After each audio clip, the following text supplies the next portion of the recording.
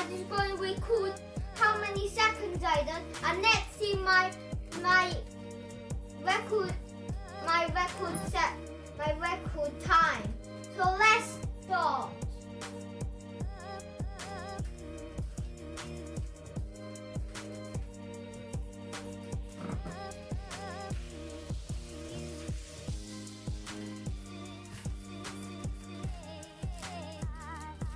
And when you're doing a Rubik Cube, you should always concentrate on what you're doing, otherwise you're gonna make a mistake. So that's why I'm concentrating. So it will be easier to make.